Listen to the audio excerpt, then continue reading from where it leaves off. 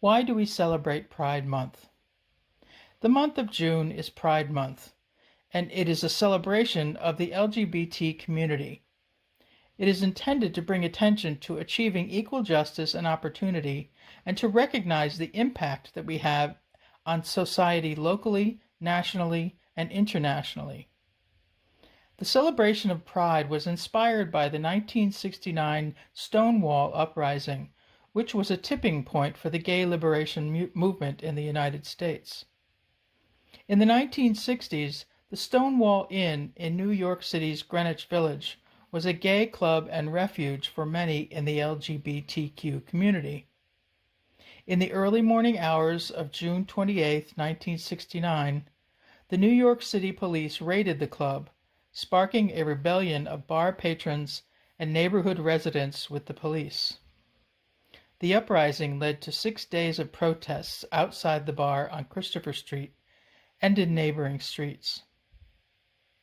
A year later, on June 28th, thousands of people marched from the Stonewall Inn to Central Park in what was then called Christopher Street Gay Liberation Day, marking what is now recognized as the nation's first gay pride parade.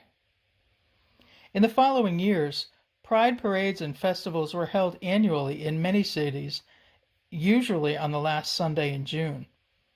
As the celebrations grew and people of different communities wanted to participate in each other's events, it grew to Pride Week and then Pride Month. LGBTQ people and allies have continued to gather together in June with pride and to speak up and speak out, not just for acceptance and inclusion, but for affirmation.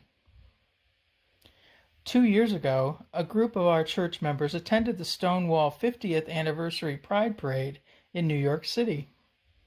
The parade lasted all day and into the night. It was colorful and uplifting and entertaining and validating and so much fun. I serve on the executive board of our local organization, Milford Pride, along with other Woodmont UCC members, planning events throughout the summer and into the fall. In collaboration with several churches, we have also held special worship services, such as for the Transgender Day of Remembrance. And this week, we stood with our mayor to hoist the progressive LGBTQ flag at City Hall. Well, 52 years have passed since Stonewall. What has changed? Here in the U.S., we do have same-sex marriage, but not every state has equal adoption rights. There is employment discrimination in some states. We still see young people kicked out of their homes for coming out, some having to live homeless. People still live in the closet, hiding their real identities in fear. Some are still being marginalized, oppressed, victimized, injured, and even murdered, just for expressing their true identity, just for being their authentic selves. We are all God's children, and we should all have the right to express our love and live our lives. We have come a long way in 50 years, but yes, there is still a ways to go. In the United Church of Christ, as of today, there are now 1,658 churches that have gone through the formal process of declaring themselves open and affirming congregations. Although our church has been an open and affirming congregation for 16 years now, we should also realize that there are people, and more importantly, children and youth, that still believe that God doesn't love them, and churches won't embrace them because they're gay or lesbian or bisexual or transgender.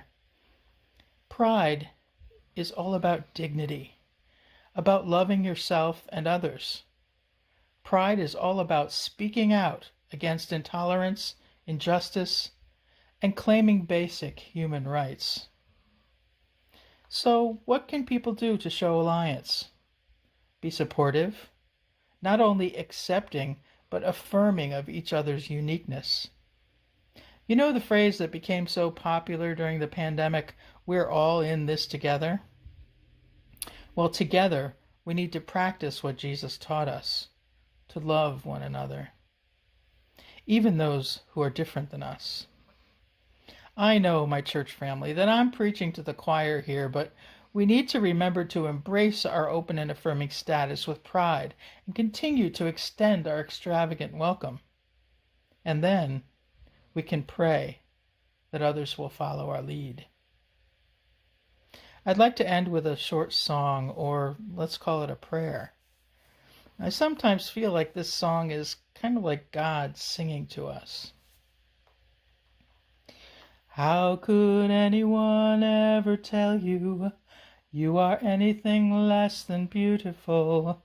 How could anyone ever tell you you are less than whole? How could anyone fail to notice that your loving is a miracle?